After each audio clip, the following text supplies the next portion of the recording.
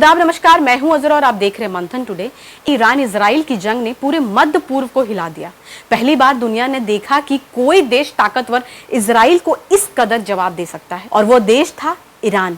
जिस तरह ईरान ने इजराइल के ठिकानों पर हमला किए, उसने ये साफ कर दिया कि अब उसे हल्के में नहीं लिया जा सकता। इस पूरे युद्ध में सबसे बड़ा सवाल ये बन रहा है कि अमेरिका आखिरकार क्यों पीछे हटा, क्यों उसने इजराइल पर सीज फायर का दबाव बनाया। दरअसल अमेरिका ने जब देखा कि जंग आगे बढ़ी तो वो क्षेत्रीय अस्थिरता से घबरा गया।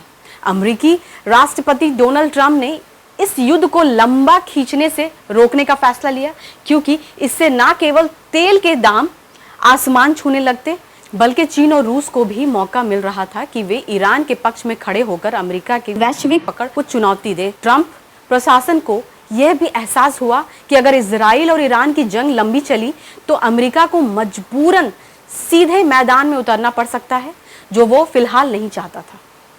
इसलिए अमेरिका ने इजराइल पर दबाव बनाया और युद्ध विराम की घोषणा कराई। यह दबाव इस हद तक था कि नेतन्याहू को भी अमेरिका के इशारों पर पीछे हटना पड़ा।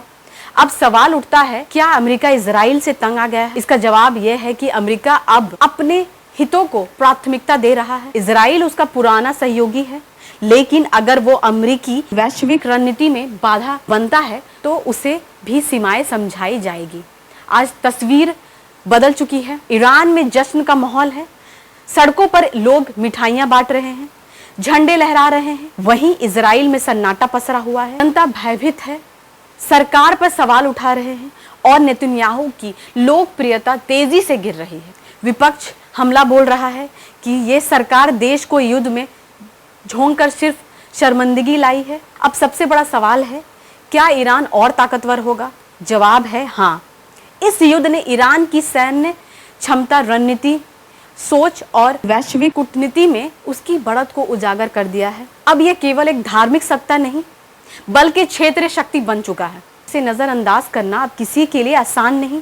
मध्य पूर्व का ये नया संतुलन दुनिया की राजनीति की दिशा तय करेगी। ऐसी तमाम खबरों को देखने के लिए देखते रहिए मंथन टुडे। शुक्रिया।